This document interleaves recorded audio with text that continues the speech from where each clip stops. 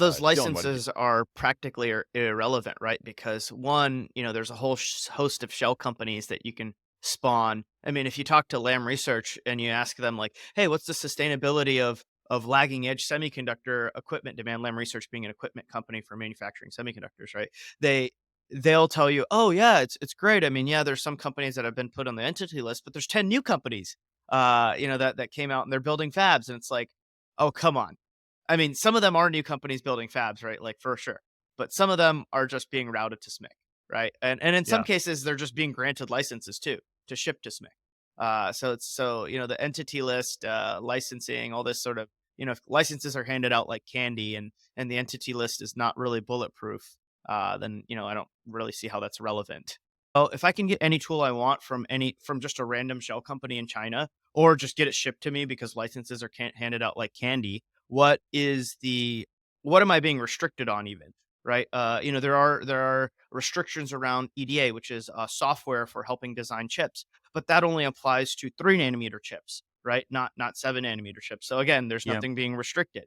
There's restrictions around a whole host of things, but none of it applies to what SMIC and Huawei are doing, even though the regulation, the October 7th regulation, was very clear in saying no company should be using assisting Chinese companies with below 14 nanometer using American technology. And yet at the same time, they're all doing it because there's massive loopholes in the regulation. The other thing is that a lot of these other chips that are required for AI systems, besides the compute, are not restricted at all. Right? High bandwidth memory, which is 3D stacked memory, extremely complicated, is not limited. These DSPs that Doug was referring to, not limited.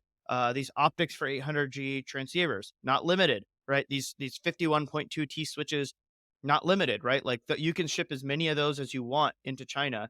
You don't need a license. There's no restrictions at all.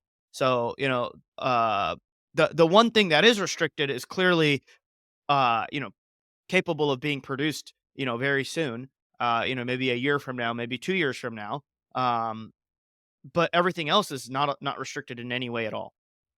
The policymakers need to decide: do they want a rising Chinese industry, because it's going to happen now. The cat's already out of the bag. The intentions are clear.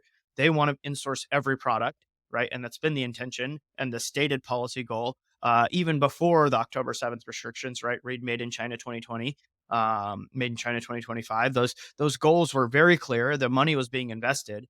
And the only thing that these sanctions have done is maybe accelerate it slightly, the ineffective sanctions, right? So the policymakers need to decide: do we just kind of give up, or do we go much harder on the sanctions and actually have effective sanctions that work?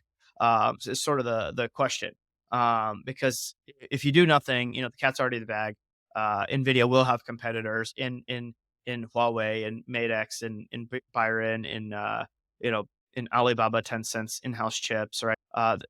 So they kind of have to decide: do they want to give up entirely on the current goals, or actually try and enforce sort of banning of AI for war.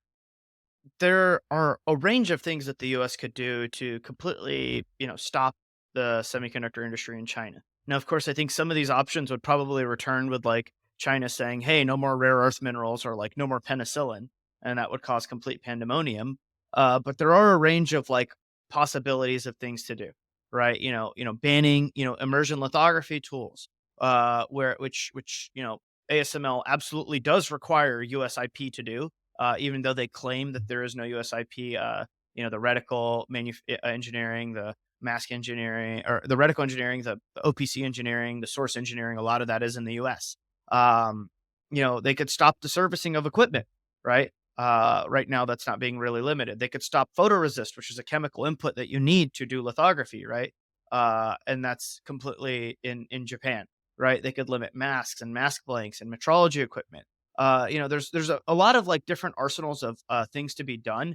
The only thing I wrote a list of 20 different possible ones, which if all done would probably just cause a war, but also the semiconductor industry would be stopped in China. But they'd probably like ban penicillin, as I said, or something crazy, right? But there is a range of possibilities, right?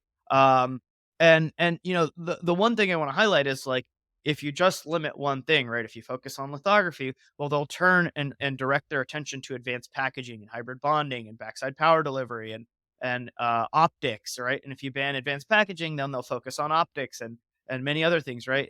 So you have to kind of go through the arsenal of things, right?